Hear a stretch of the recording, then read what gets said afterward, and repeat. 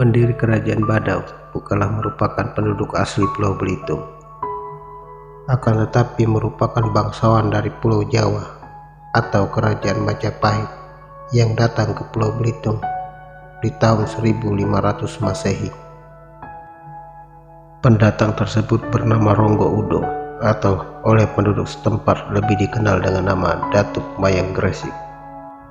Adapun maksud kedatangan beliau ke Pulau Belitung adalah untuk mencari obat atas anjuran Sultan Badarudin guna mengobati penyakit yang sedang dia derita.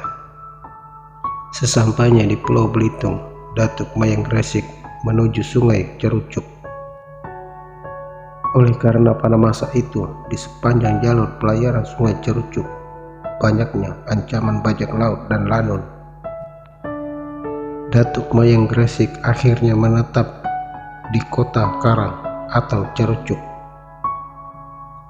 Akan tetapi kota Karang masih dianggap kurang aman.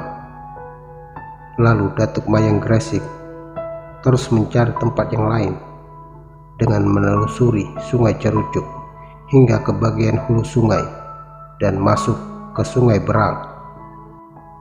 Dan akhirnya disinilah Datuk Mayang Gresik menetap, tepatnya di kaki Gunung Badau atau daerah Pelulusan.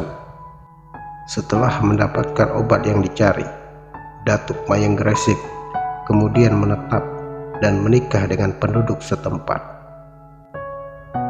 Dari pernikahan Datuk dengan penduduk setempat ini kemudian lahir putranya yang bernama Batin Badau.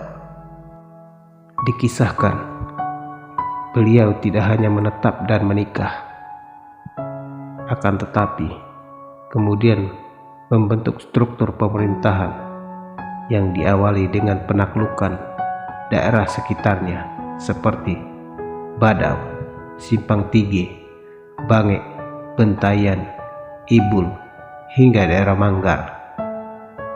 Pemerintahan Datuk Mayang Gresik sendiri dikenal sebagai pemerintahan yang arif dan bijaksana. Peninggalan dari kerajaan Badau bukan hanya peralatan rumah tangga, namun juga pakaian yang pernah dikenakan oleh tentara kerajaan Badau.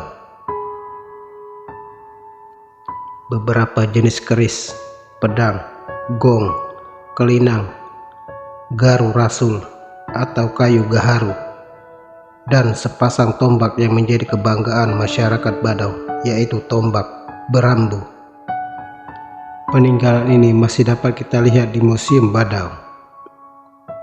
Raja-raja yang pernah memerintah kerajaan Badau antara lain Datuk Mayang Gresik, Datuk Badau, Datuk Deraim, Datuk Abdurrahman, Datuk Abdul Lawal, Kik Muhammad Arif, Jamal, Kik Juki, dan yang terakhir hingga saat ini bernama Johar. Beliau juga merangkap menjadi salah satu juru kunci Museum Badau. Demikianlah sedikit ringkasan dari sejarah kerajaan Badau. Semoga bermanfaat. Sekian dan terima kasih atas dukungannya.